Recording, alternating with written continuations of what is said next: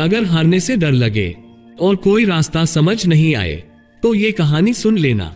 एक समय की बात है, एक बार राजा दुर्लभ सिंह अपने शाही बाग में घूम रहे थे।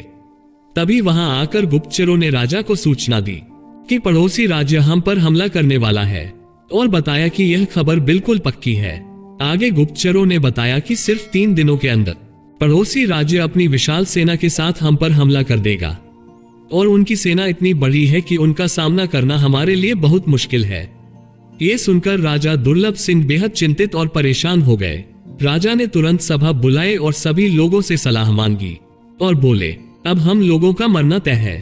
अगर किसी व्यक्ति के पास कोई सुझाव है तो वह बता सकता है। सभा में उपस्थित सभी मंत्रियों ने अपना अपना सुझाव राजा को दिया।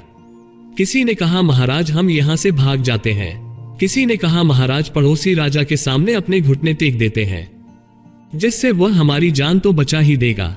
ये सुनकर राजा दुर्लभ सिंह को बहुत बुरा लगा। उनके दरबार में एक ऐसा भी मंत्री था जो बहुत चतुर और बुद्धिमान था। राजा दुर्लभ सिंह ने अपने बुद्धिमान मंत्री से कहा, क्या तुम भी ऐसा ही सोचते हो जैसे बाकी सब सोच रहे हैं? अपने राजा की बात सुनकर बुद्धिमान मंत्री बोला, महाराज अब बात जब जान पर आ गई है तो इसका एकमात्र उपाय है, हमें आज अभी और इसी वक्त ही पड़ोसी राज्य पर हमला कर देना चाहिए। और भी युद्ध से जुड़े सुझाव महाराज को दिए। राजा ने कहा, हमारी सेना बहुत छोटी है, हम उनका मुकाबला कैसे कर पाएंगे?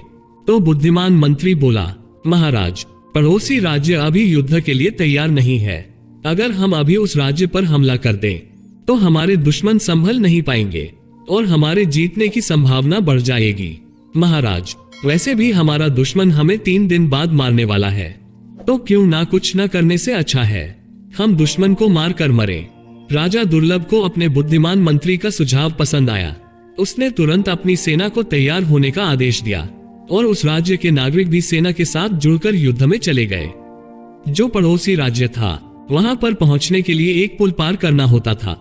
जैसे ही राजा की सेना पुल पार करके उस राज्य में घुस गई तो राजा दुर्लभ सिंह ने उस पुल को जला दिया और पुल को जलाने के बाद सेना को बोले, हमारे पास में अब और कोई विकल्प नहीं है सिवाय लड़ने के।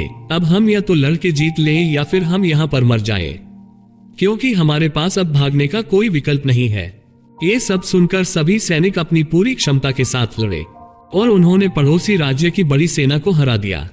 दोस्तों इस कहानी से हमें ये सीख मिलती है कि जब हमारे पास में कोई विकल्प नहीं होता है और हम अपने कार्य को पूरी ईमानदारी और मेहनत के साथ करते हैं तो उस काम में हमारे सफल होने की पूरी संभावना होती है।